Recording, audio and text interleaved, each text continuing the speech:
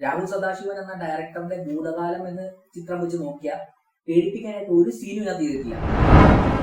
അർജുന അശോകൻ ചെയ്യേണ്ട കഥാപാത്രമാണ് ആസിഫ് അലിക്ക് ലൈഫിൽ പറ്റാവുന്ന ഏറ്റവും വലിയ മിസ്സിംഗ് ആണ് സംഭവം. അത് ഒരു അസാധ്യ ക്യാരക്ടർ. അത് ഈ വയസ്സിൽ ഇത്രയും സ്റ്റാർഡത്തിന്റെ ഏറ്റവും മുകളിൽ നിൽക്കുന്ന, അതായത് ഇപ്പൊ മലയാളം മാത്രമല്ല, മൊത്തത്തിലുള്ള ആ പറയുന്ന അധികാരത്തിന്റെ ആ പവർ, അത് ആ അഭിനയത്തിൽ വന്നിട്ടുള്ളൂ. അത് വേറൊരു ആക്ടറിനും എനിക്ക് തോന്നുന്നില്ല. അത്രയും ആ ഒരു ഗാംഭീര്യം, അത് ഭയങ്കരമായിട്ട്, അത് മമ്മൂട്ടിയെ ഇത് പറയാതിരിക്കാൻ പറ്റത്തില്ല. ഞാൻ പറയണ്ടെന്ന് വിചാരിച്ചു, പക്ഷെ പറയാതിരിക്കാൻ പറ്റത്തില്ല. ഇത്രയും കച്ചറ ഓഡിയൻസിന്റെ കൂട്ടത്തിൽ ഇരുന്നൊരു പടം, ഞാൻ 2 പടമാണ് ഇതേപോലെ തല്ലിപ്പൊളി ഓഡിയൻസിന്റെ കൂട്ടത്തിൽ ഇരുന്നത്. പക്ഷെ മോഹൻലാൽ അങ്ങനല്ല. മോഹൻലാൽ ഇപ്പൊ ചെയ്യുന്ന കഥാപാത്രം പണ്ട് ചെയ്തിട്ടുണ്ട്. ശരിയാണ്, പുള്ളി റിപ്പീറ്റ് അടിക്കുകയാണ് ഇപ്പോഴും. വ്യത്യസ്തമായ ഒരു കഥാപാത്രം പുള്ളിയിൽ എത്തുന്നില്ല. അതാണ് എനിക്ക് തോന്നിട്ടുള്ളത്. മമ്മൂട്ടി പക്ഷെ ആ വ്യത്യസ്തത തേടി നടക്കുക. ഞാൻ ഇനി എന്താ നമ്മളെ പേടിപ്പിക്കുന്ന മിക്ക സിനിമയിലും ഇപ്പൊ അങ്ങനെയാണ്. ഹൊറർ മൂവീസ് പറയുമ്പോൾ അതാണ്. ഇതിനകത്ത് അത് വളരെ കുറവാണ്. പടത്തിൽ തുടക്കം മുതൽ അവസാനം വരെ ഈ സംഭവം ഇല്ല.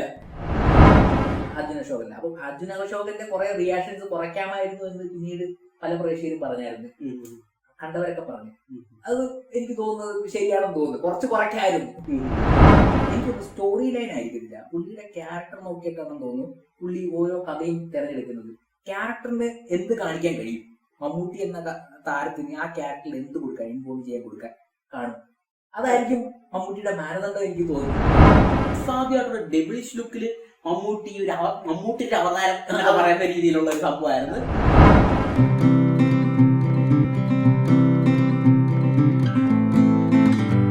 മലയാളത്തിൽ വീണ്ടും ഒരു പരീക്ഷണ ചിത്രം ഇറങ്ങിയിരിക്കുകയാണ്, മമ്മൂട്ടിയുടെ ഭ്രമയുഗം. ഒരു ബ്ലാക്ക് ആൻഡ് വൈറ്റ് ചിത്രം. ഒരു ബ്ലാക്ക് ആൻഡ് വൈറ്റ് ചിത്രം ഈ കാലഘട്ടത്തിൽ കാണുക എന്ന് പറയുന്നത് തന്നെ വലിയൊരു പരീക്ഷണം തന്നെയാണ്. അത് പ്രേക്ഷകർക്ക് കണക്ട് ആയോ? ഒരു ബ്ലാക്ക് ആൻഡ് വൈറ്റ് ചിത്രം നമ്മുടെ ഈ കാലഘട്ടത്തിൽ എങ്ങനെയാണ്? എനിക്ക് ബ്ലാക്ക് ആൻഡ് വൈറ്റിൽ കൂടുതൽ എനിക്ക് കളറിൽ കണ്ടാൽ ആഗ്രഹം ഉണ്ടായിരുന്നു എന്ന് തോന്നി ഭ്രമയുഗം. എനിക്ക് എങ്ങനെയായിരുന്നു? ബ്ലാക്ക് ആൻഡ് വൈറ്റ് ഉള്ളായിരുന്നു. എനിക്ക് അത്യാവശ്യം നല്ലോണം ഒരു നല്ല എക്സ്പീരിയൻസ് ആയിട്ട്, എന്ന് വെച്ചാൽ വെറൈറ്റി എക്സ്പീരിയൻസ്. നമ്മൾ തിയേറ്ററിൽ പോയിട്ട് ബ്ലാക്ക് ആൻഡ് വൈറ്റ് സിനിമകൾ ഇതുവരെ കണ്ടിട്ടില്ല. ഒരു ഡയറിംഗ് അറ്റംപ്റ്റ്. ഞാൻ ആദ്യമേ ഈ ട്രെയിലർ, ഈ ഫസ്റ്റ് ലുക്ക് ഇറങ്ങിയ സമയത്ത്, ഫസ്റ്റ് ലുക്കാണോ ട്രെയിലറോ, ഒരു ടീസർ എന്തോ മറ്റോ ഇറങ്ങിയില്ല, തുടക്കത്തിൽ ആദ്യമേ ഇറങ്ങിയിട്ടുണ്ടായിരുന്നല്ലോ. അപ്പം പ്രംശം ആ സംഭവം അല്ല, അതിന് മുൻപായിട്ട് എന്റെ മനക്കിലേക്ക് സ്വാഗതം ആ ഗ്ലിംസ് വീഡിയോ ഇറങ്ങിയ സമയത്ത് ഞാൻ കരുതിയത് ആരെങ്കിലും സ്വപ്നം കാണുന്നു. അതിനകത്ത് തുടക്കത്തില് നമ്മുടെ ഹരിശ്രീ അശോകന്റെ മാനവൻ അർജുന അശോകൻ ഉറക്കത്തിൽ നിന്ന് എഴുതിയേക്കുന്നത് കാണുന്നു. ഞാൻ കരുതിയത് എന്തെങ്കിലും സ്വപ്നം കാണുന്നത് ആ പാർട്ട് മാത്രമായിരിക്കും ബ്ലാക്ക് ആൻഡ് വൈറ്റ് എന്നാണ്. എനിക്ക് അങ്ങനെ ഉണ്ടായിരുന്നു. ഷിഫ്റ്റ് ചെയ്യുമോ, ബ്ലാക്ക് ആൻഡ് വൈറ്റ് കാണിക്കുക, അതിൽ നിന്ന് ഷിഫ്റ്റ് ചെയ്യുക, അങ്ങനെ ഒരു ഇതുണ്ടായിരുന്നു. സെക്കൻഡ് ഹാഫ് അങ്ങനെ. ഈയിടയ്ക്ക് ഒരു ഫോണിന്റെ ഒരു കാര്യം പറയുന്നത്, അതിൽ നമ്മളെ കണ്ണിന്റെ പ്രശ്നം വരുമ്പോ ഷിഫ്റ്റ് നമ്മൾ പോലും അറിയാതെ തന്നെ ബ്ലാക്ക് ആൻഡ് വൈറ്റിലോട്ട് മാറും എന്ന് പറയുന്നു. ഞാൻ വെച്ചാൽ അതുപോലൊക്കെ സംഭവിക്കാനുള്ള സാധ്യത ഉണ്ടായിരുന്നു അറിയാം. പക്ഷെ ഇത് full on black and white. നമ്മുടെ തലമുറ എന്തായാലും ഒരു ബ്ലാക്ക് ആൻഡ് വൈറ്റ് തിയേറ്ററിൽ പോയി കണ്ടിട്ടില്ല. അതൊരു അത്ഭുതമാണ്. അതായത് ഞാനും അത് ആദ്യമേ അതെങ്ങനെ ആയിരിക്കും, പിന്നെ അവർ അനൗൺസ് ചെയ്ത് കംപ്ലീറ്റ് ആയിട്ട് എന്താണ് ബ്ലാക്ക് ആൻഡ് വൈറ്റ് ആയിരിക്കും അനൗൺസ് ചെയ്തു. അപ്പം ആ യൂട്യൂബ് വീഡിയോ, എനിക്ക് തോന്നുന്നു ആ ട്രെയിലറിനകത്തോ മറ്റോ ആണെന്ന് തോന്നുന്നു, യൂട്യൂബ് വീഡിയോയുടെ താഴെ ഒരാൾ പോയി ചോദിക്കുന്നത് എങ്ങനെയായിരിക്കും എക്സ്പീരിയൻസ്, ബ്ലാക്ക് ആൻഡ് വൈറ്റിൽ മൊത്തം ഇമേഴ്സീവ് ആയിട്ടുള്ള എക്സ്പീരിയൻസ് എങ്ങനെയായിരിക്കും എന്ന് ഒരാൾ പോയി ചോദിച്ചതില് എനിക്കൊന്ന് ആ സ്റ്റുഡിയോ തന്നെ കമന്റ് ചെയ്തിട്ടുണ്ടായിരുന്നു, ഇമേഴ്സീവ് ആയിട്ടുള്ള ഒരു എക്സ്പീരിയൻസ് ആയിരിക്കും, ട്രസ്റ്റ് അസ് എന്ന് പറഞ്ഞിട്ട് കമന്റ് ചെയ്തിട്ടുണ്ടായിരുന്നു. അത് ഞാൻ കണ്ടപ്പോ ഓക്കെ, അതെന്തായിരിക്കും, ഫുള്ള് ബ്ലാക്ക് ആൻഡ് വൈറ്റ് ആണെങ്കിൽ എങ്ങനെയായിരിക്കും ഇതാക്കുന്നത്, എന്തായിരിക്കും അവരെ ബ്ലാക്ക് ആൻഡ് വൈറ്റിലേക്ക് കൊണ്ടുവരാൻ കാരണം ക്യൂരിയോസിറ്റി ഉണ്ടായിരുന്നു. പക്ഷെ എനിക്ക് പടം കണ്ടു തുടങ്ങി ഒരു 2 മിനിറ്റ് കഴിഞ്ഞപ്പോഴത്തേക്ക് നമ്മൾ അതങ്ങ് സെറ്റായി. അതാണ് ഒരു ഞാൻ പറയുന്നത്, നമ്മൾ സിനിമ കണ്ടു കഴിയുമ്പോഴത്തേക്ക് ബ്ലാക്ക് ആൻഡ് വൈറ്റിലോട്ട് പോകുമ്പോൾ നമുക്കൊരു അരോചകം ഉണ്ടാവും, അതിനകത്ത് കണക്ട് ചെയ്യാൻ കുറച്ച് പാടുപെടും. പക്ഷെ അങ്ങനെ ഒന്നും കൊണ്ടുപോയില്ല. അതെ, സിനിമയിൽ നമ്മൾ കണക്റ്റാ ബ്ലാക്ക് ആൻഡ് വൈറ്റ് ആണെങ്കിൽ. ഞാന് ഈ പറഞ്ഞ പോലെ ഇപ്പൊ നമ്മള് ഇത് ചിന്തിക്കുകയാണ്, ഓക്കെ ഞാൻ പ്രഭയോഗം കണ്ടു കഴിഞ്ഞ് ഇറങ്ങി ഞാൻ ഇവിടെ വന്നിട്ട് സംസാരിക്കുമ്പോൾ ഞാൻ ഇപ്പൊ ആലോചിക്കുമ്പോൾ ബ്ലാക്ക് ആൻഡ് വൈറ്റ് ആയിരുന്നല്ലോ എന്നാണ് ബ്ലാക്ക് ആൻഡ് വൈറ്റ് കണ്ടുപോയി എന്നുള്ള ഒരു ഇതല്ല എനിക്ക് കിട്ടുന്നത്. ഇപ്പൊ ആലോചിക്കുമ്പോ എനിക്ക് ആ ഒരു മൊത്തം സിനിമ കണ്ട ഒരു ഫീലേ ഉള്ളൂ. അത് ബ്ലാക്ക് ആൻഡ് വൈറ്റ് ആയിരുന്നു എന്നുള്ള കാര്യം ഓർക്കുന്ന പോലും സത്യം പറഞ്ഞാൽ. അത്രയും പിന്നെ ഒരു കാര്യം എന്ന് പറഞ്ഞാൽ ബ്ലാക്ക് ആൻഡ് വൈറ്റ് ആയതുകൊണ്ട് സിനിമയുടെ കുറച്ച് ഇമ്പാക്ട് കുറഞ്ഞോ എന്നൊരു സംശയമുണ്ട്. എനിക്ക് പേഴ്സണൽ ഫീലിംഗ് ആണ്. എന്ന് വെച്ചാൽ കളർ ഉണ്ടായിരുന്നെങ്കിൽ കുറച്ചും കൂടെ ഫീൽ ജനിപ്പിക്കാൻ നമുക്ക് ആ ചിത്രത്തിന് കഴിഞ്ഞേനെ. ആ മണിയും അതിൽ വരുന്ന ക്യാരക്ടേഴ്സിനും ഒക്കെ ഒരു കളർ ഇമ്പാക്ട് ഉണ്ടായിരുന്നെങ്കിൽ കുറച്ചും കൂടെ നമ്മളെ പേടിപ്പിക്കാനോ ഒരു ഭയപ്പെടുത്താൻ പറ്റിയേനെ എന്ന് തോന്നി. ബ്ലാക്ക് ആൻഡ് വൈറ്റ് ചിലപ്പോൾ അത് കുറച്ചിട്ടുണ്ടായിരിക്കും, എനിക്ക് തോന്നുന്നു അങ്ങനെ.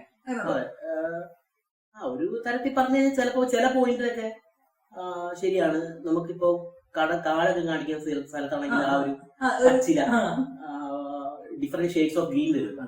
അത് ഒരു ഭയാനക ഒരു കാടിന്റെ ഭീകരത ഓൾറെഡി ഭീകരതയിലാണ് തുടങ്ങുന്നത്.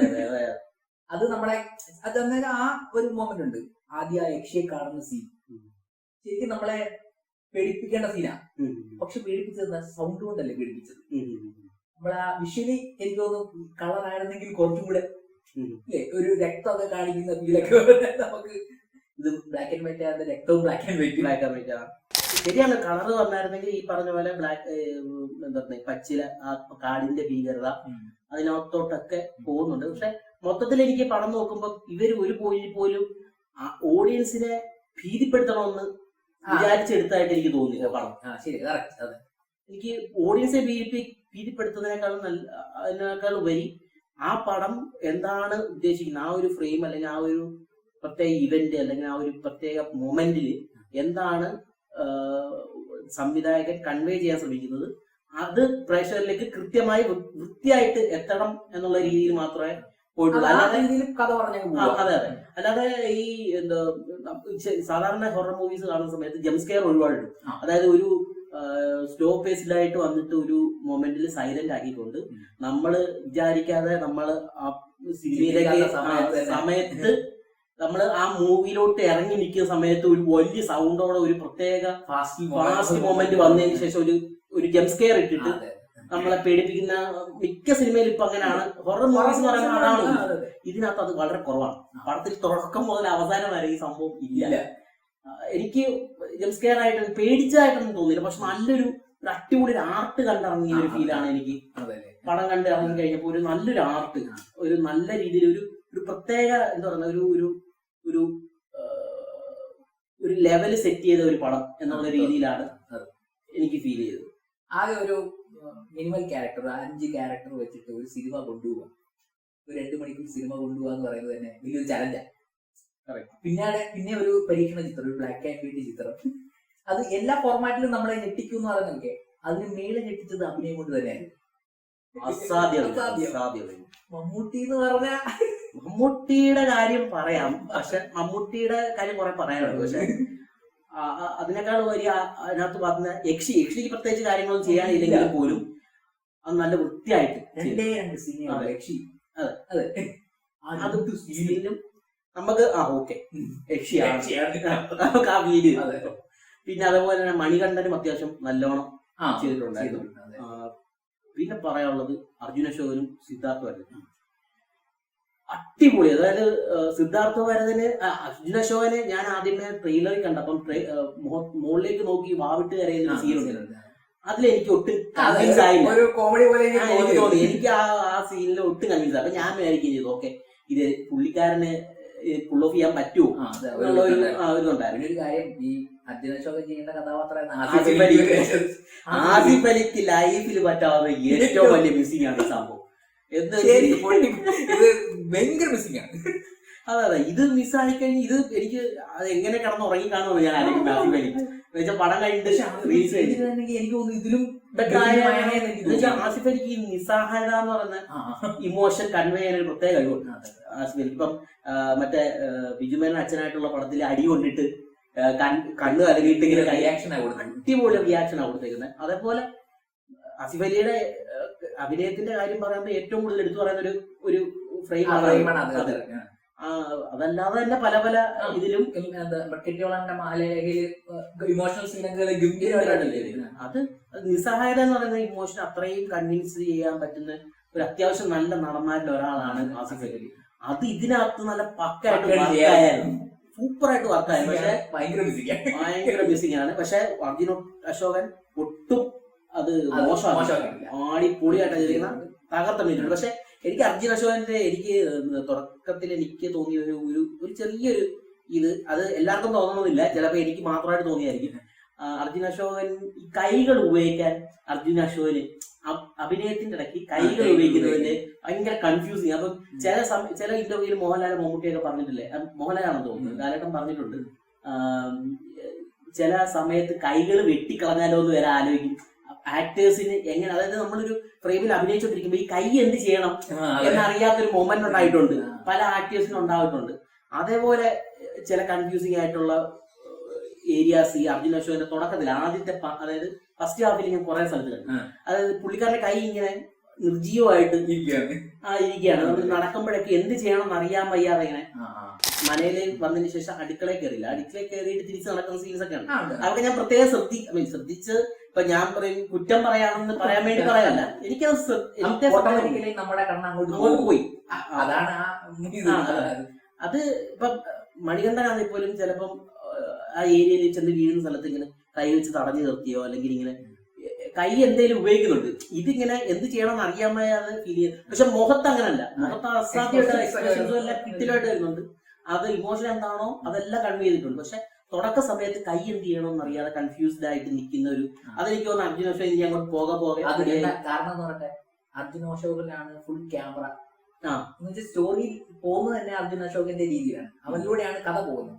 ബാക്കിയുള്ളവരിലേക്ക് ക്യാമറ പോകുന്നത് വളരെ കുറവാണ്. ഏറ്റവും കൂടുതൽ പ്രാവശ്യം ക്യാമറ പോകുന്നതും അർജുൻ അശോകല്ല. അപ്പൊ അർജുൻ അശോകന്റെ കുറെ റിയാക്ഷൻസ് കുറയ്ക്കാമായിരുന്നു എന്ന് പിന്നീട് പല പ്രേക്ഷകരും പറഞ്ഞായിരുന്നു, കണ്ടവരൊക്കെ പറഞ്ഞു. അത് എനിക്ക് തോന്നുന്നത് ശരിയാണെന്ന് തോന്നുന്നു, കുറച്ച് കുറയ്ക്കായിരുന്നു. ബാക്കിയുള്ളവരും കൂടെ കുറച്ചുകൂടെ കൂടുതൽ ഫോക്കസ് ചെയ്തായിരുന്നെങ്കിൽ, ഫോക്കസ് ചെയ്യാൻ ആൾക്കാർ കുറവാ. അതുമല്ല അർജുൻ അശോകന്റെ കഥയാണല്ലോ, അതെ പാണന്റെ കഥയാണ്, കൂടുതൽ റിയാക്ഷൻസ് കൊടുക്കുന്നുണ്ട്. ഡയലോഗ് വളരെ കുറവാണ്. അപ്പം ഇതിനകത്ത് കൊടുക്കേണ്ടതെന്ന് വെച്ചാൽ ഫുള്ളും ഭീതിപ്പെടുത്തുന്ന റിയാക്ഷൻസ്, അതെല്ലാം കൊടുത്തിരിക്കുന്നതും അർജുൻ അശോകന്.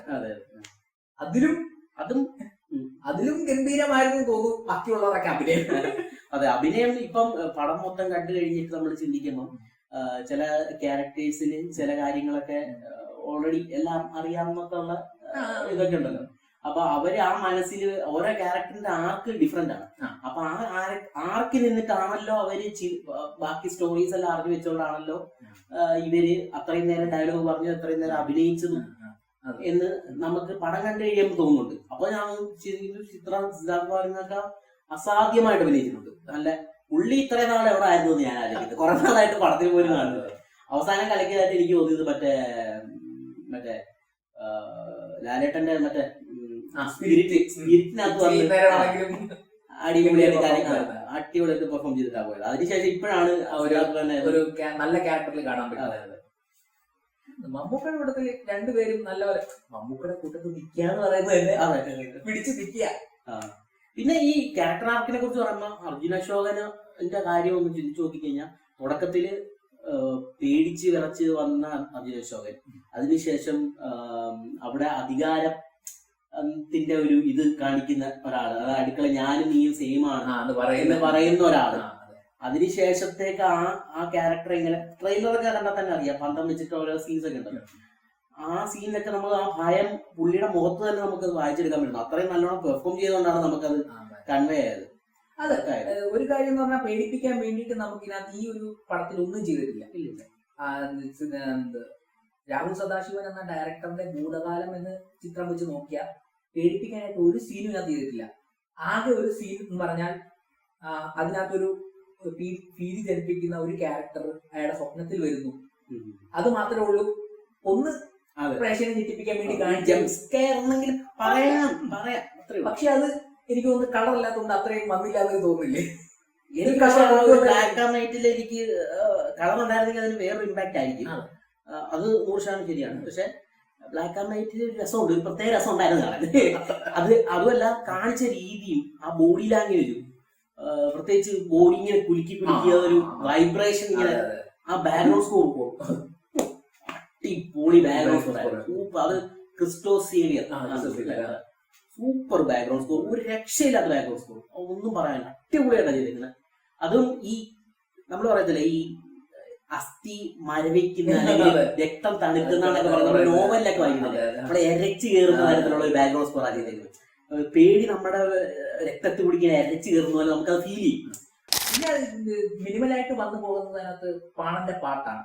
അർജുൻ അശോകൻ പാടുന്ന പാട്ട്. എനിക്ക് തോന്നുന്നു ആ കാലഘട്ടത്തിൽ 17ാം നൂറ്റാണ്ട് എന്ന് പറയുന്ന ഒരു കാലഘട്ടമാണ് കാണിക്കുന്നത്. ആദ്യമാണ് സൗത്ത് മലബാർ പറഞ്ഞില്ലേ കാണിക്കുന്നത് 17ാം നൂറ്റാണ്ട്. ഈ 17ാം നൂറ്റാണ്ടിന് വേണ്ടിയായിരിക്കാം ഈ ബ്ലാക്ക് ആൻഡ് വൈറ്റ് ഫോർമാറ്റും റെസൊല്യൂഷൻ സ്ക്രീൻ റെസൊല്യൂഷൻ മാറ്റിയെന്ന് എനിക്ക് തോന്നുന്നു. അങ്ങനെ അത് നമുക്ക് ഇതാകാൻ വേണ്ടി പിന്നെ ഒരു പരീക്ഷണം ആയിക്കോട്ടെ, അത് അങ്ങനെ വേണമെങ്കിലും പറയാം. പിന്നെ വരുന്നത് ഈ പാണന്റെ പാട്ടുകളാണ്. നമ്മൾ കേട്ടിട്ടുള്ളതും പഴയ കാലം 18ഉം 17ാം നൂറ്റാണ്ടിലൊക്കെയാണ് പാണന്റെ പാട്ടുകൾ തമ്പുരാന് വേണ്ടി പാടുന്ന ആളെന്ന് പറഞ്ഞാൽ വരുന്നത് തന്നെ അശോകൻ. പക്ഷെ അത് എനിക്ക് തോന്നുന്നു പാട്ടൊക്കെ നല്ല നല്ലപോലെ ചെയ്തിട്ടുണ്ടെന്ന് തോന്നുന്നു. പാട്ടൊക്കെ എനിക്ക് രസമായിട്ട് തോന്നി. പക്ഷെ ഒരു പ്രശ്നം എന്ന് വെച്ച് കഴിഞ്ഞാൽ പോളിഷ്ഡ് ആയിട്ടുള്ള സോങ് പോലെ, അതായത് ഇപ്പൊ പാണൻ എന്ന് പറയുന്ന ഒരു വടക്കൻ വീരാതയിലല്ലോ നമ്മുടെ പണ്ട് ചന്തുവിന്റെയും തച്ചോളി ഒന്നിന്റെ ഒക്കെ പടം നമ്മൾ കണ്ടപ്പോൾ അന്നത്തെ പാണൻ നമുക്കറിയാം കുടുക്കൂട്ടി പാടുന്നത്. പക്ഷെ ആ പാട്ടല്ല ഇത്. അല്ലല്ല.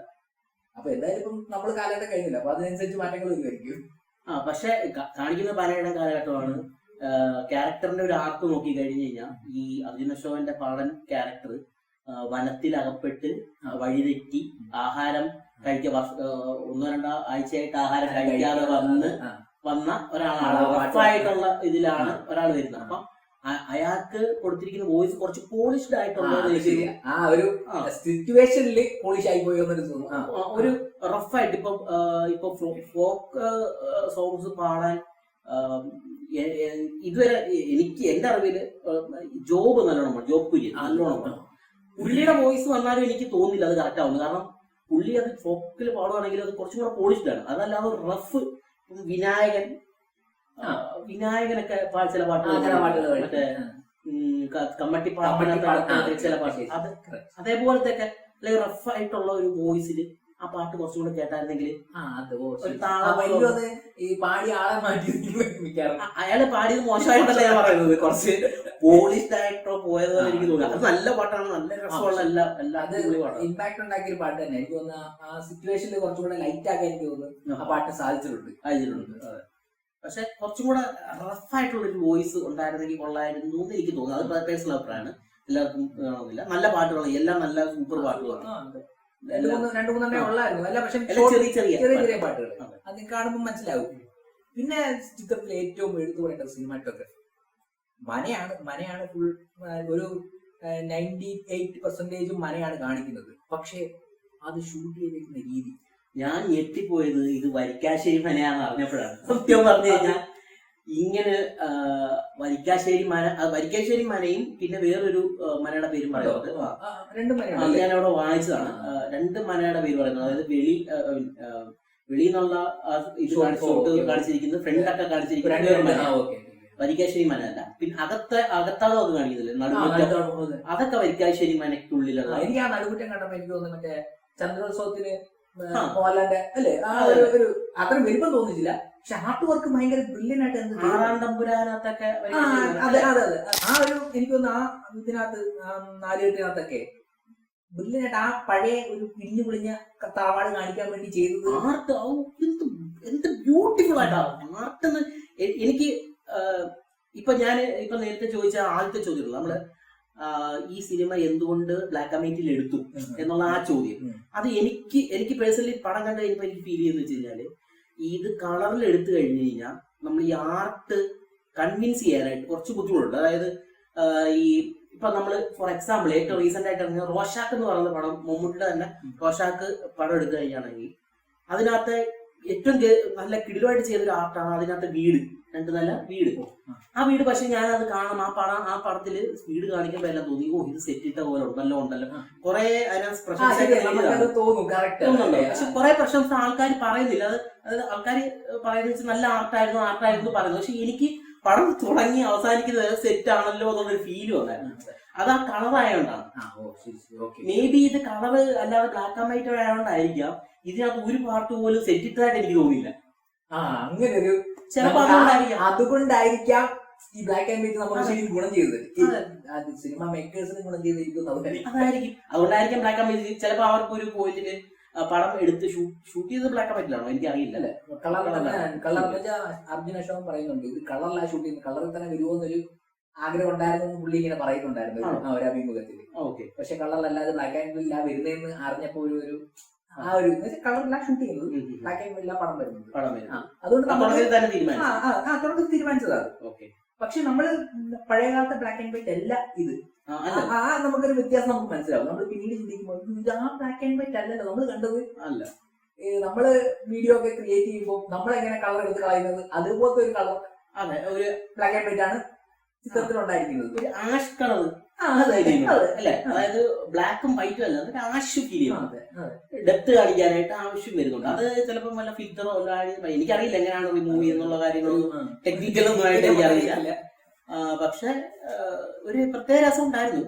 ചിലപ്പോ ഇതുകൊണ്ടായിരിക്കാം ഈ സെറ്റ്, ഇത്രത്തോളം സെറ്റുകളും പല ഷോട്ടുകളും വെക്കുന്നുണ്ട് അത് കുറച്ചും കൂടെ ബെറ്റർ ആയിട്ട് കൺവിൻസ് ആവുന്നത് ചിലപ്പോ ഈ ബ്ലാക്ക് ആൻഡ് വൈറ്റിലാവാം.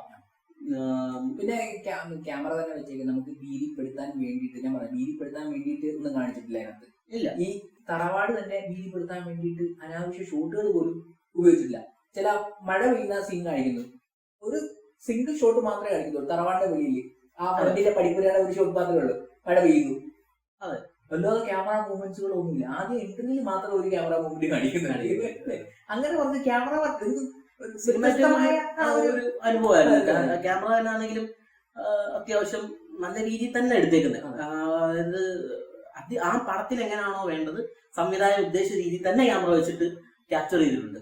ഇവൻ ഒരു സീനില് നല്ല നൈറ്റ് ഇങ്ങനെ ഇരുന്നിട്ട് ബാക്ക്ഗ്രൗണ്ട് സ്കോർ വന്നിട്ട് പെട്ടെന്ന് നൈറ്റ് മാറി മലയാള ഇതില് അതിൽ നല്ല രസമായിരുന്നു. കാരണം ബാക്ക്ഗ്രൗണ്ട് സീന്റെ ബാക്ക്ഗ്രൗണ്ട് മ്യൂസിക്കിന്റെ സിങ്കും ഇതും കൂടെ മാറുമ്പോഴത്തേക്ക് നൈറ്റ് മാറിയിട്ട് ഡേ ആവുന്ന ആ ഒരൊറ്റ ഷോട്ടിൽ ഒരേ ഫ്രെയിമിൽ അത് നല്ല രസമായിട്ട് തൊണ്ടി മുതലും ദൃക്സാക്ഷിക്കകത്തും മറ്റേ കമ്പ രാത്രിയിൽ പോയിട്ട് ഉത്സവം നടക്കുന്ന ഒരു ഏരിയ ബാക്ക് ദൂരെ ഷോട്ട് കാണിച്ചിട്ട് കമ്പ ഇങ്ങനെ മുകളിൽ പോയി പൊട്ടുമ്പോഴത്തേക്ക് പ്രഭാതം പൊട്ടി വിരിയുന്ന പോലെ മൊത്തം സിംബോളിക്കായിട്ടൊരു സംഭവം ഉണ്ടായിരുന്നത്. അത് അതേപോലെ തന്നെ ഒരു സെറ്റപ്പ് ഇതാണ്. അതേപോലെ അല്ല, അതല്ല ഇതില് വരുന്നത് അതായിട്ട് തോന്നി. നല്ല അത് ബാക്ക്ഗ്രൗണ്ട് സ്കോറുമായിട്ട് നല്ല സിംഗാണ് ഇത്. പടത്തിന്റെ വീതി നമുക്ക് കൊണ്ടുവന്ന് തന്നെ ബാക്ക്ഗ്രൗണ്ട് സ്കോർ വെച്ചിട്ടാണ് പലതും. ആ ബാക്ക്ഗ്രൗണ്ട് സ്കോർ പറയുമ്പോഴാണ് ഏറ്റവും കൂടുതൽ ബാക്ക്ഗ്രൗണ്ട് സ്കോർ ചെന്നെത്തിയത് മമ്മൂട്ടി അവതരിപ്പിച്ച കഥാപാത്രത്തില്. അത് ഒരു അസാധ്യ ക്യാരക്ടർ. അത് ഈ വയസ്സിൽ ഇത്രയും സ്റ്റാർഡപ്പിന്റെ ഏറ്റവും മുകളിൽ നിൽക്കുന്ന, അതായത് ഇപ്പൊ മലയാളം മാത്രമല്ല, നമ്മള് അംബേദ്കർ എന്നൊക്കെ പറയുന്ന പടം പോയി അവിടെ പോയിട്ട് നാഷണൽ അവാർഡ് വാങ്ങിക്കൊണ്ടുവന്ന മനുഷ്യനാണ് ഈ പുള്ളി. ഈ അവസ്ഥയിൽ ഒന്നും ഇനി നഷ്ടപ്പെടാനില്ല എന്നുള്ളത് മനസ്സിലാക്കി അല്ലെ, ഒന്നും ഇനി നേടാനില്ല. ഇനി പുള്ളിക്കാരന് അങ്ങ് വിളയാടുകയാണ്. സംഭവം ശരിയാണ്. ഒരു പോയിന്റ് നമ്മൾ രണ്ടും കൂടെ തന്നെ ആണെന്ന് തോന്നുന്നു. മറ്റേ ലവ് ഇൻ സിംഗപ്പൂർ തിയേറ്ററിൽ പോയി കണ്ട് ജീവിതം അടുത്തിറങ്ങി വന്നിട്ടുണ്ട്.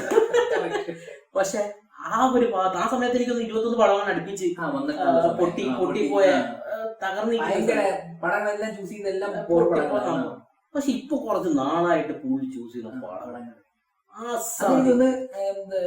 പുള്ളിയുടെ എനിക്കൊന്ന് സ്റ്റോറി ലൈൻ ആയിരിക്കില്ല, പുള്ളിയുടെ ക്യാരക്ടർ നോക്കിയിട്ടാണെന്ന് തോന്നുന്നു പുള്ളി ഓരോ കഥയും തിരഞ്ഞെടുക്കുന്നത്.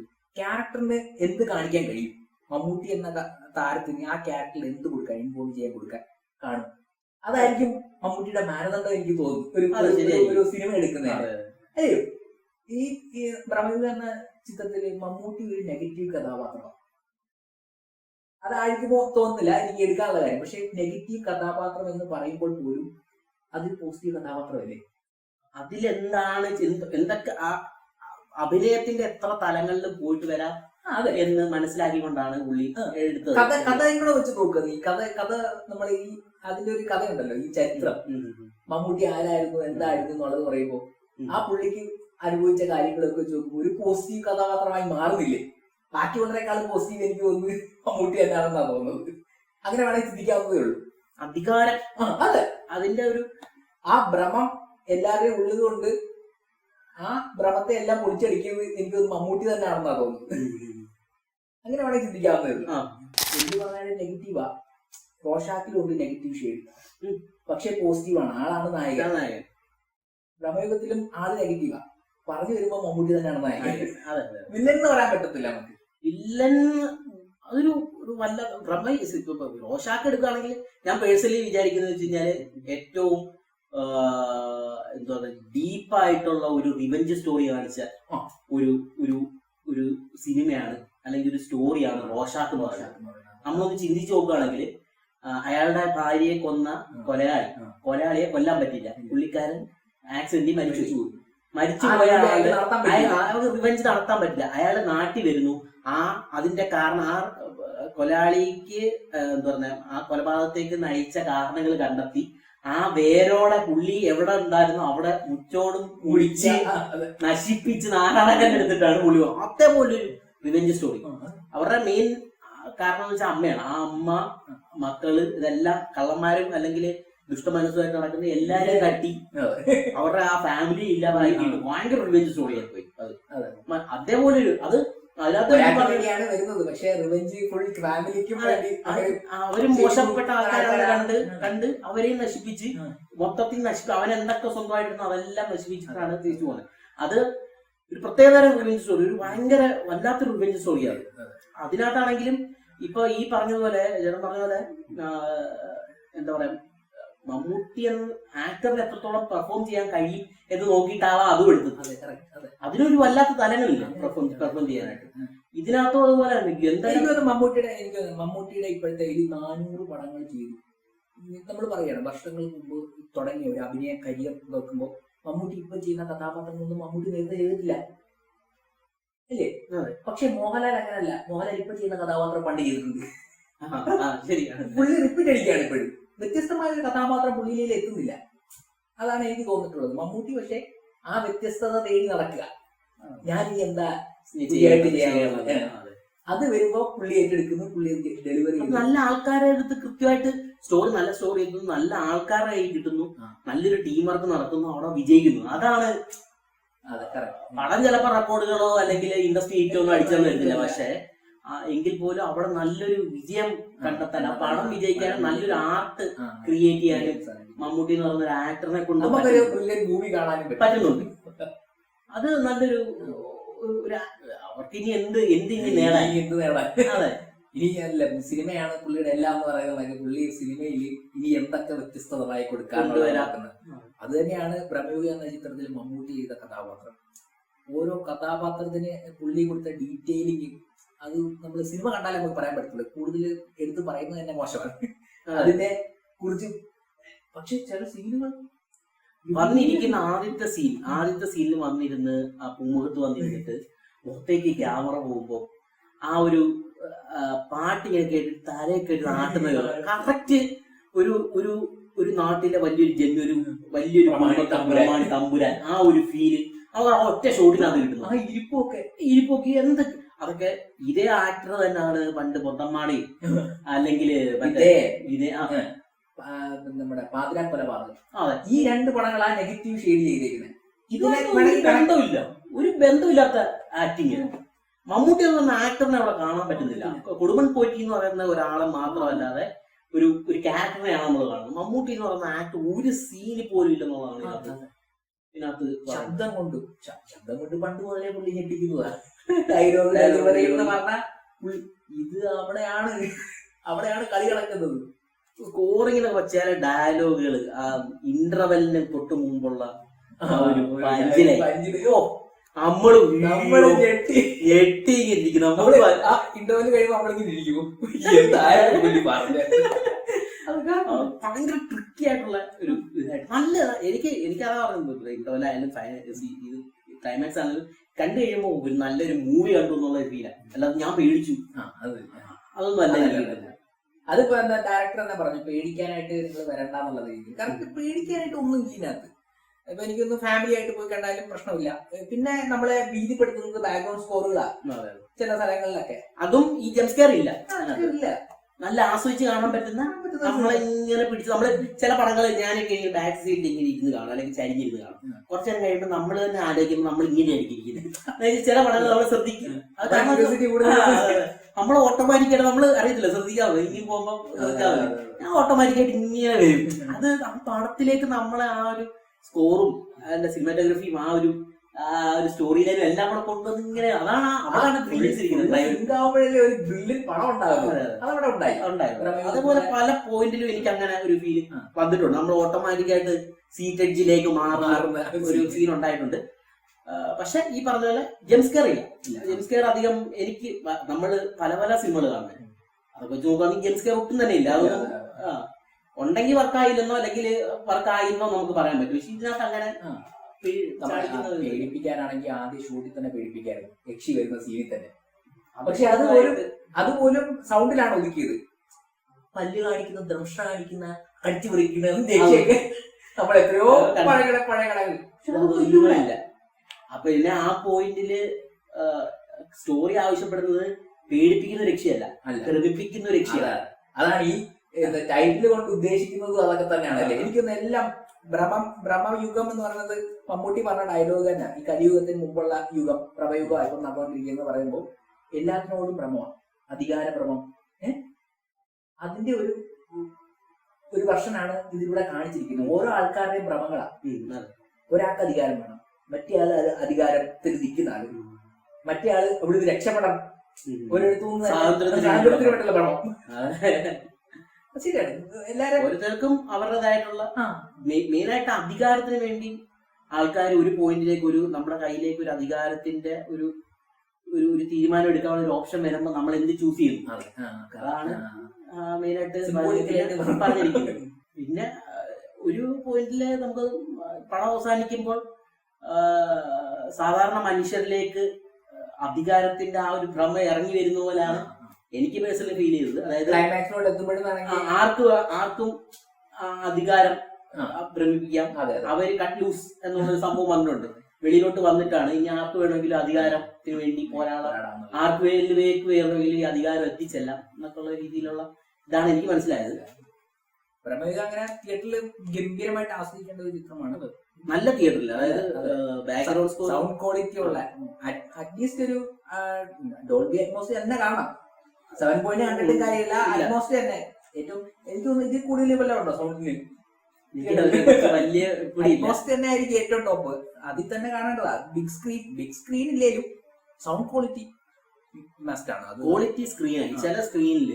ഇപ്പം ഞാന് നോവേ ഹോം ഇല്ലേ, സ്പൈഡർമാൻ നോവേ ഹോം, ഞാൻ പോയി കണ്ടത് ഒരു മൾട്ടിപ്ലെക്സിലാണെങ്കിൽ പോലും അവിടുത്തെ സ്ക്രീൻ അത്ര മോശമായിരുന്നു, ഭയങ്കര മോശമായിരുന്നു. പ്രത്യേകിച്ച് ത്രീഡിയും കൂടെ ആയി കഴിഞ്ഞപ്പോഴത്തേക്ക് ക്ലൈമാക്സ് നൈറ്റ് ആയിരുന്നു. അപ്പം എനിക്കൊന്നും കാണാൻ പറ്റാത്തൊരു അവസ്ഥയായിരുന്നു. എന്താ നോക്കേണ്ട അവസ്ഥയായിരുന്നു. പക്ഷെ അത് ഈ പടത്തിൽ മൊത്തം നൈറ്റാണ്. അപ്പം ഒരു നല്ല ക്വാളിറ്റിയുള്ള സ്ക്രീനിൽ കണ്ടില്ലെങ്കിൽ മറ്റേ നോവേ ഹോം ഞാൻ പിന്നെ OTT ഇറങ്ങിയപ്പോഴാണ് ഇങ്ങനൊരു സീനില് ഇങ്ങനൊരു സാധനം കൊടുത്തിട്ടുണ്ടായിരുന്നു എന്നുള്ള ലാസ്റ്റ് സ്വിങ് ചെയ്ത് പോകുന്നതിനകത്ത് ഒരു രീതിയൊക്കെ അത് ഞാൻ പിന്നാണ് കണ്ടത്. അത് തിയേറ്ററിൽ മിസ്സായി. നമ്മൾ വലിയ സ്ക്രീനിൽ കണ്ടെന്ന് പറഞ്ഞൊരു കാര്യമില്ല, അതെല്ലാം കാണാൻ പറ്റുന്നില്ല. പക്ഷെ ഇതിനകത്ത് നല്ലൊരു സ്ക്രീനകത്ത് നല്ല ബാക്ക്ഗ്രൗണ്ട്, അങ്ങനെയൊന്നും മറ്റേപോലെ അബദ്ധം പറ്റരുത്. നല്ല ബാക്ക്ഗ്രൗണ്ട് സ്കോറില് നല്ല സ്പീക്കേഴ്സ് സിസ്റ്റം ഉള്ള നല്ലൊരു സ്ക്രീൻ, നല്ല ക്വാളിറ്റി സ്ക്രീനുള്ള ഒരു തിയേറ്ററിൽ പോയിട്ട് നല്ല ഓഡിയൻസിന്റെ കൂടെ ഇരുന്ന് കാണാൻ ശ്രമിക്കുക. അതാണ് മെയിൻ. ഇത് പറയാതിരിക്കാൻ പറ്റത്തില്ല, ഞാൻ പറയണ്ടെന്ന് വിചാരിച്ചു, പക്ഷെ പറയാതിരിക്കാൻ പറ്റത്തില്ല. ഇത്രയും കച്ചർ ഓഡിയൻസിന്റെ കൂട്ടത്തിൽ ഇരുന്നൊരു പടം ഞാൻ 2 പടമാണ് ഇതേപോലെ തല്ലിപ്പൊളി ഓഡിയൻസിന്റെ കൂട്ടത്തിൽ ഇരുന്നത്. ഒന്ന് മറ്റേ ഇംഗ്ലീഷ് മൂവി ഉണ്ടായിരുന്നല്ലോ, നമ്മുടെ കൊഞ്ചറി. അയ്യോ, ഇതേപോലെ തല്ലിപ്പൊളി ഓഡിയൻസ് എന്ന് വെച്ച് കഴിഞ്ഞാൽ നമ്മൾ പേടിക്കാൻ വന്നിരുന്ന നമ്മളെ പേടിപ്പിക്കുന്നില്ല. നമ്മള് ടിക്കറ്റ് എടുത്ത് നൈറ്റ് അല്ലെങ്കിൽ വൈകുന്നേരം പോയി സിനിമ കാണുന്ന ആ ഇരുട്ടിനകത്ത് പോയിരുന്നു വലിയ സ്ക്രീനിൽ സിനിമ കാണുന്നത്, അല്ലെങ്കിൽ അത്രയും ക്വാളിറ്റിയുള്ള സ്പീക്കറിനകത്ത് കാശ് മുടക്കി പോയിരുന്ന സിനിമ കാണുന്നത് പേടിക്കാൻ വേണ്ടി തന്നെയാണ്. ഹൊറർ മൂവി പേടിക്കാനാണ് പോകുന്നത്. അതിനകത്ത് പേടിക്കുന്നതിൽ ഇത്ര നാണക്കേടുള്ള മലയാളി ഓഡിയൻസ് എനിക്കറിയാൻ പറ്റും. ഞാൻ വെളിയിലും കണ്ടിട്ടുണ്ട്, ഞാൻ വെളിയിലൊക്കെ വർക്ക് ചെയ്തു, പക്ഷെ അവിടെ ഒന്നും ഇങ്ങനെ വന്നിരുന്ന് കൂവി അലക്കി ഒന്നും ചെയ്തില്ല. ഇത് നമുക്കൊരു ജംസ്കെയർ തരാനായിട്ട് ഒരു സൈലന്റിലേക്ക് ഒരു മൂഡ് പോവാണ്, ആ മൂഡ് ക്രിയേറ്റ് ചെയ്യണം. നമുക്കറിയാം അടുത്ത സെക്കൻഡിൽ അല്ലെങ്കിൽ ഏത് സെക്കൻഡിൽ വേണമെങ്കിലും ജംസ്കെയർ വരാം.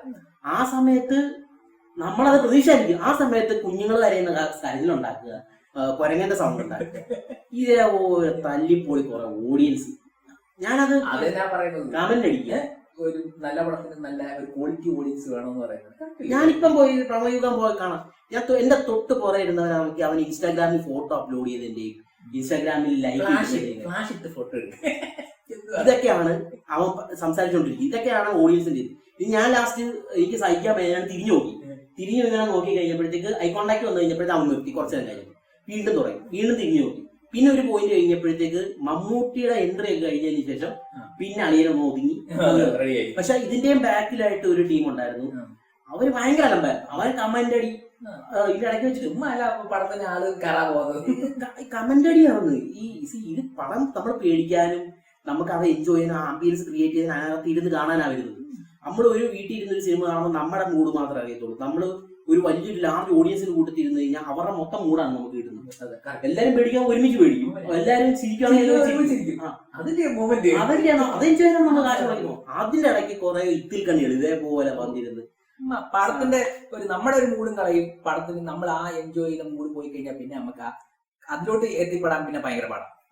അതെ, ആസ്വദിച്ചോണ്ടിരിക്കുന്ന സിനിമയിൽ എന്റെ തൊട്ടടുത്തിരുന്ന ഫാമിലിയാണ്. പുള്ളിക്കാരാണ് എന്റെ അടുത്ത് എന്റെ മുഖത്ത് നോക്കിയിട്ട് എന്ത് കാണിക്കും ഇവരെന്താണ് ഈ കാണിക്കുന്നത്, അത് അവരെ എന്റെ അടുത്ത് ചോദിക്കാം. നമുക്ക് എന്ത് ചെയ്യാൻ പറ്റും?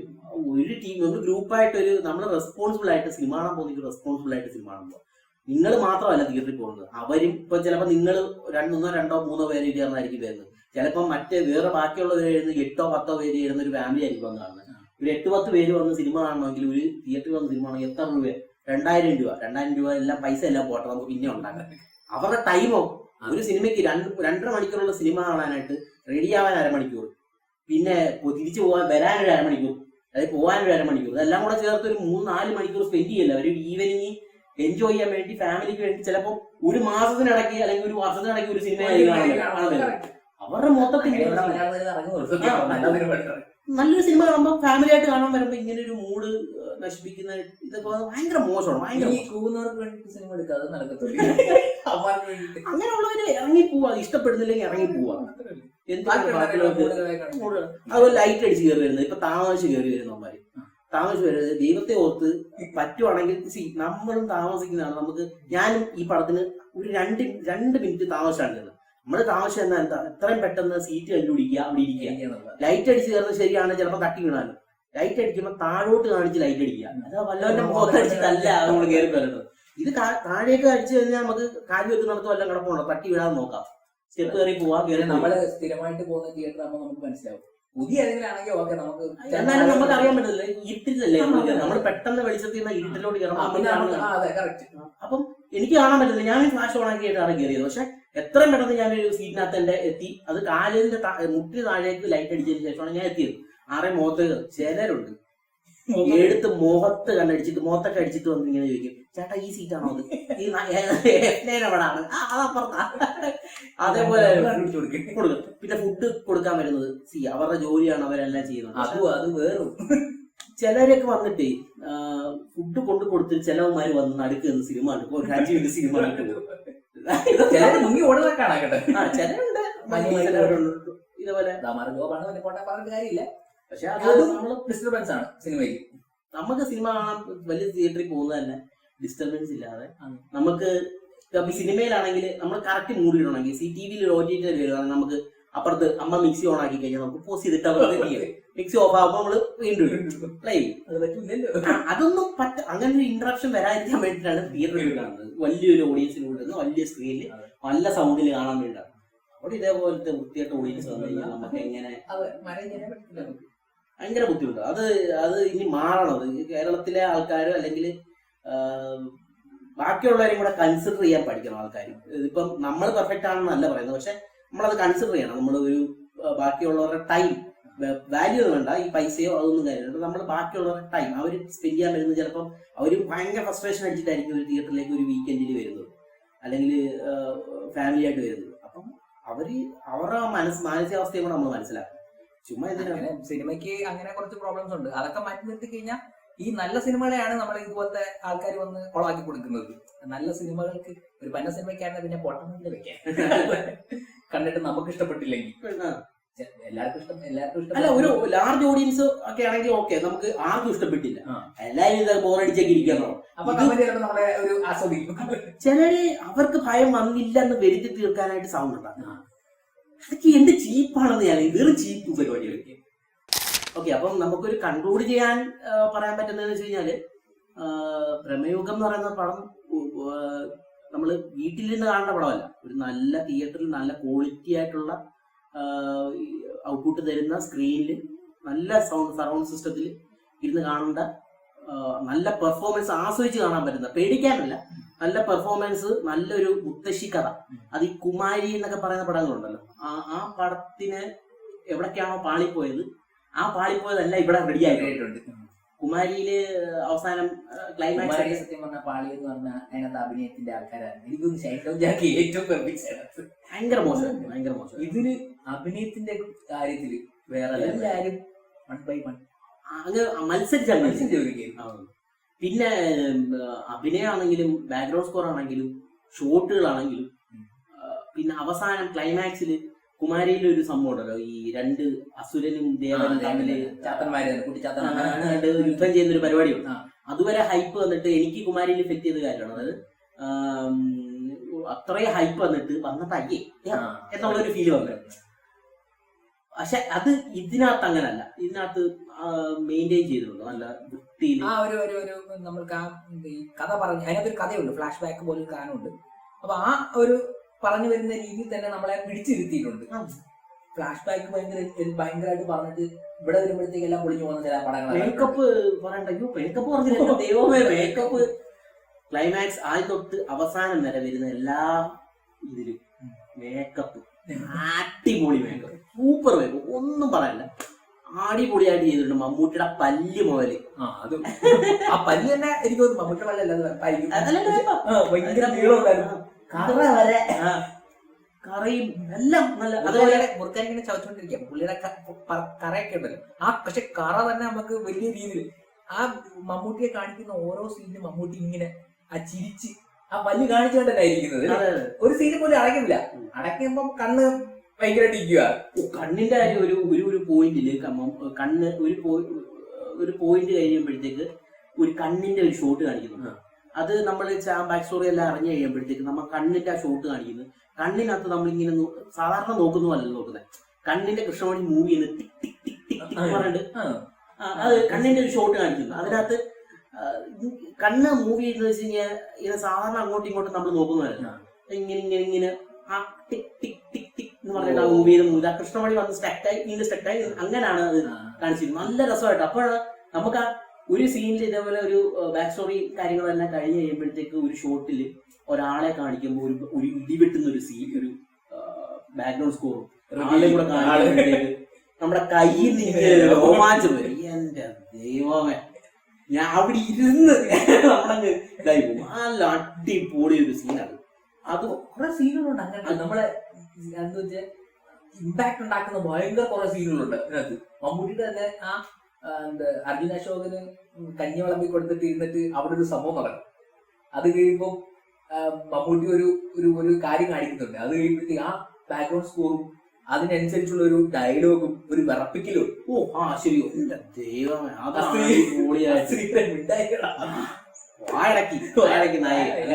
അങ്ങനെ എന്തോ ഒരു ഡയലോഗ് അടിപൊളി.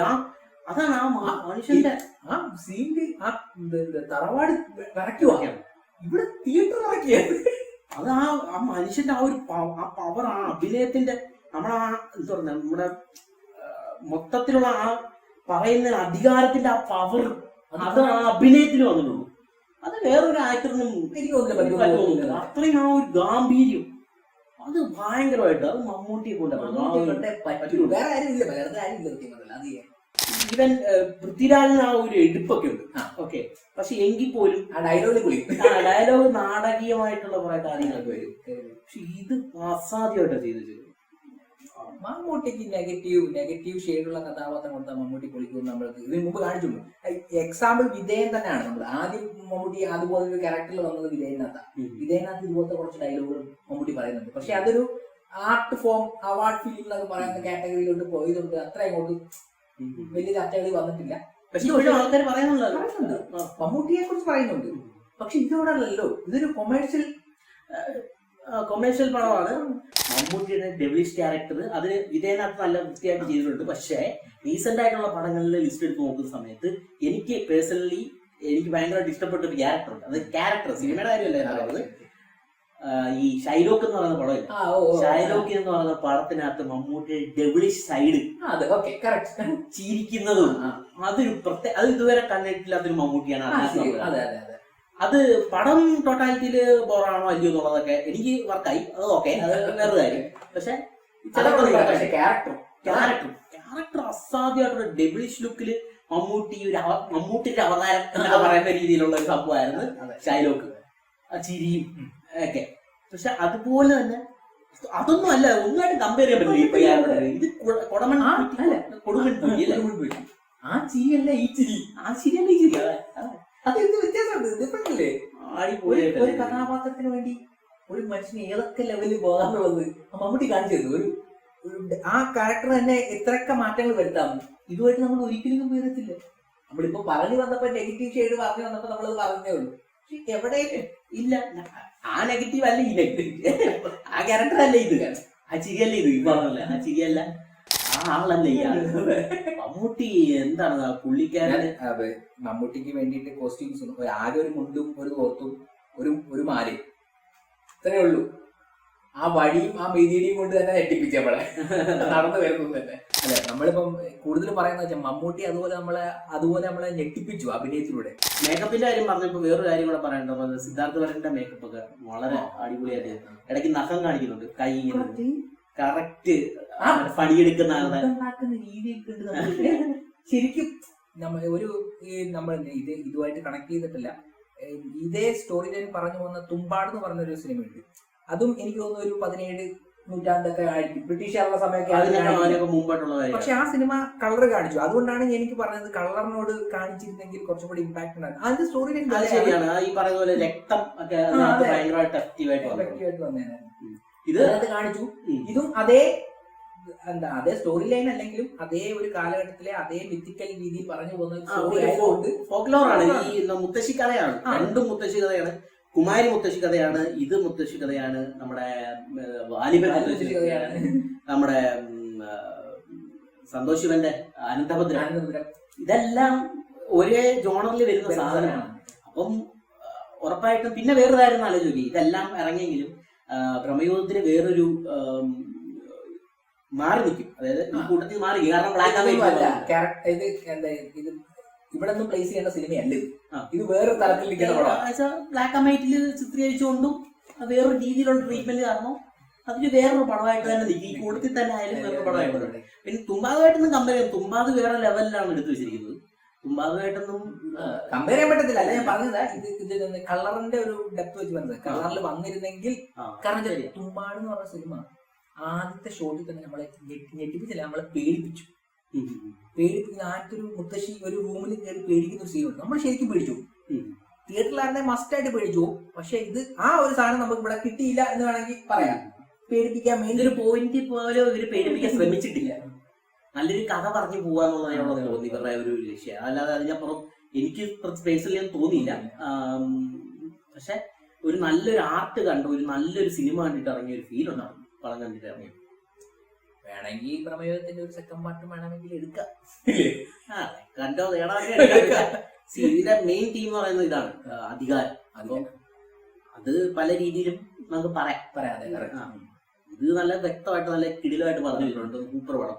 പിന്നെ നമുക്ക് ഡീപ്പായിട്ട് മനസ്സിലാക്കാൻ കുറച്ച് കാര്യങ്ങളുണ്ട് സിനിമയിൽ. അത് നിങ്ങൾക്ക് ചർച്ച ചെയ്ത് ചിലപ്പോൾ വേണമെങ്കിൽ അല്ലേ ഫ്രണ്ട്സും ഒക്കെ ആയിട്ട് നമുക്ക് ഗ്രൂപ്പിൽ ചർച്ച ചെയ്ത് ഇവിടെ നമ്മൾ ചർച്ച ചെയ്ത് കഴിഞ്ഞാൽ സ്പോയിലർ ആയി പോകത്തേ ഉള്ളൂ. അതുകൊണ്ട് അത് സ്പോയിലർ ആക്കാൻ ആഗ്രഹിക്കുന്നില്ല.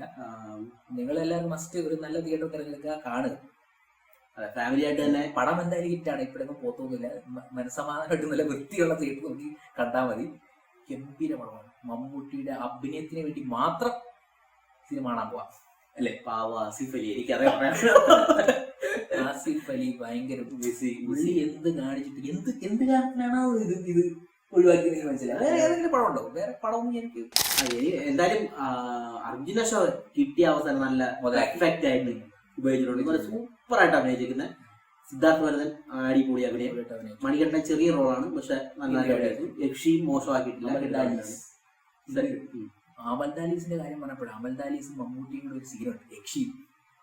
എന്റെ മോനെ അതൊരു ഗംഭീര സീനായിരുന്നു. പക്ഷെ മമ്മൂട്ടി ഈ പ്രായത്തിൽ അതൊക്കെ ചെയ്യുമെന്ന് എനിക്കൊരു സംശയം ഉണ്ടായിരുന്നു. പക്ഷെ മമ്മൂട്ടി അത് പെർഫെക്റ്റ് ആയിട്ട് ചെയ്തു കേട്ടോ. അതിന്റെ അഭിനയത്തിന്റെ ക്വാളിറ്റിയാണ് പുള്ളിയിലേക്ക്. അത് ഗംഭീര ഒരു സീനാണ്. കാണേണ്ട സീൻ കേട്ടോ, അതൊക്കെ കാണേണ്ട സീൻ. അതെ, വിളിച്ചു വരുത്തുന്ന രീതി ഒരു ഭയങ്കര രസമായിട്ടാണ്. നമുക്ക് ഈ മുൻകാല കഥ സിനിമകളൊക്കെ ഉണ്ട് ഇതുപോലെ കഥ പറയുന്ന സിനിമകളായിട്ട് കണക്ട് ചെയ്യാൻ നമുക്ക് ഒരിടത്തും പറ്റത്തില്ല. ഒരു വെറൈറ്റി ആയിട്ട് അവർ മേക്ക് ചെയ്തേക്കുന്നത്. എല്ലാത്തിലും ഒരു വെറൈറ്റി ഉണ്ടായിരുന്നു. ഒരു ഹൊറർ മൂവിയാണ് ഇത്, പക്ഷെ ഇതുവരെ കണ്ടിട്ടുള്ള തരത്തിലുള്ള ഒരു ഹൊറർ മൂവിയാണ്. ഒരു പ്രത്യേകതര നല്ല വൃത്തിയുള്ളൊരു ഒരു ഹൊറർ മേക്കിങ്ങിൽ ഞെട്ടിച്ച ഒരു സിനിമ. പിന്നെ മമ്മൂട്ടിയുടെ അഭിനയം കൂടെ പറയുമ്പോൾ പിന്നെ പറയണ്ടല്ലോ. നല്ലൊരു സിനിമയാണ്. നല്ല ഒരു സ്ക്രീനുള്ള നല്ലൊരു ഓഡിയോ ക്വാളിറ്റിയിലുള്ള ഔട്ട്പുട്ട് തരുന്ന ഒരു തിയേറ്ററിൽ പോയി മസ്റ്റായിട്ടും കാണേണ്ട ഒരു ഫിലിമാണ്. ഫാമിലി ആയിട്ടൊക്കെ പോകാം, കുഴപ്പമൊന്നുമില്ല.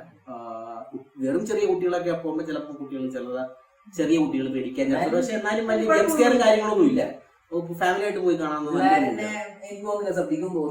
ഇല്ല.